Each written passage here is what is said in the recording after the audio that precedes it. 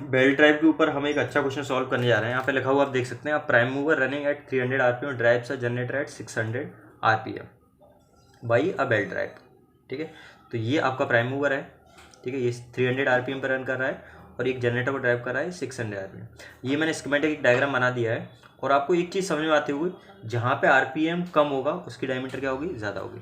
जहाँ आरपीएम ज़्यादा होगा उसकी डायमीटर क्या होगी, कम होगी। ये ऑब्वियस फैक्ट है। तो ये आपका प्राइम मूवर है। ठीक है, मैं लिख देता हूँ यहाँ पे प्राइम मूवर। ठीक है, तो ये आपका प्राइम मूवर है और इसमें दिया हुआ इसकी जो स्पीड है आरपीएम वो 300 आरपीएम दिया हुआ है और ये किसको रन कर रहा है, जनरेटर को। तो ये आपका जनरेटर हो गया और इसका आरपीएम कितना, 600। ठीक है, diameter of pulley on output shaft of prime mover. ये प्राइम मूवर की आउटपुट शाफ्ट है, इसकी डायमीटर कितना दिया है, 60 सेंटीमीटर। तो इसका हम 1 माने तो इसकी डायमीटर हो गया 60 सेंटीमीटर। ठीक है, अब स्लिप दिया है एस की वैल्यू कितनी दी है, 2%।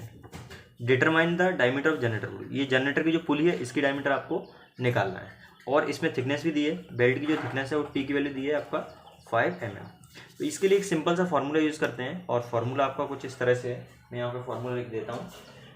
ये फार्मूला है आपका N2 upon N1 equals D1 plus T belt की थिकनेस है, upon D2 plus T belt की थिकनेस है दोनों में, multiplied by 100 minus S upon 100, जिसमें एस ये क्या है, एस आपका स्लिप है, टी क्या है, थिकनेस ऑफ बेल्ट है, थिकनेस ऑफ बेल्ट। और N2 N1 आपको पता है, तो इसको फर्दर ये हम सॉल्व करेंगे। अब क्या सीधा इसमें वैल्यूज पुटअप करना है। ठीक है, तो ये आप देखो N2 वैल्यू कितना है, 2 है, 600।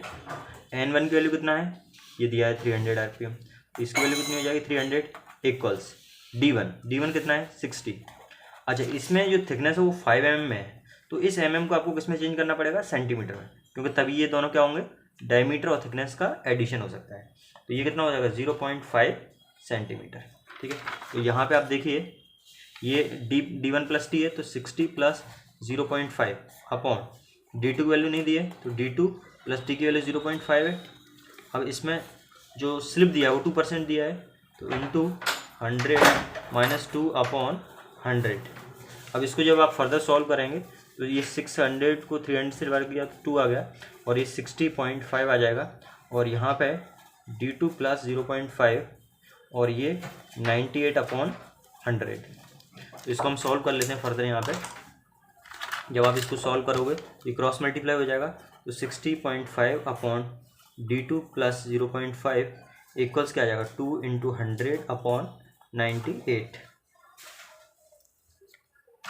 ठीक है, ये आ गया। अब इसको सॉल्व कर लीजिए और तो ये इसको यदि हम सॉल्व करें तो 2 इंटू 100 डिवाइडेड बाई 98, तो ये 2.04 आ गया। ठीक है, तो 60.5 अपॉन D2 प्लस 0.5 इक्वल्स आ गया आपका 2.0408। अब ये इस तरफ आ जाएगा, इस तरफ चला जाएगा, तो इसको फर्दर जब आप सॉल्व करोगे तो कुछ इस तरह से कहानी बनेगी। आपका D2 plus 0.5 equal 60.5 divided by 2.0408, तो 60.5 डिवाइडेड बाई आंसर, ये आ गया आपका D2 की वैल्यू 29.6, सॉरी अभी ये D2 नहीं आया, ये वैल्यू आई है D2 प्लस 0.5 की, इक्वल्स आएगा 29.645। तो यहाँ से D2 इक्वल्स क्या आ जाएगा, 29.645 माइनस 0.5, तो इसमें से 0.5 को आपने माइनस कर दिया, तो D2 की जो वैल्यू आ गई वो आ गई 29.145 सेंटीमीटर। ठीक है, तो आई होप आपको चीज़ समझ में आई हो। कुछ पूछना है तो आप जरूर पूछें।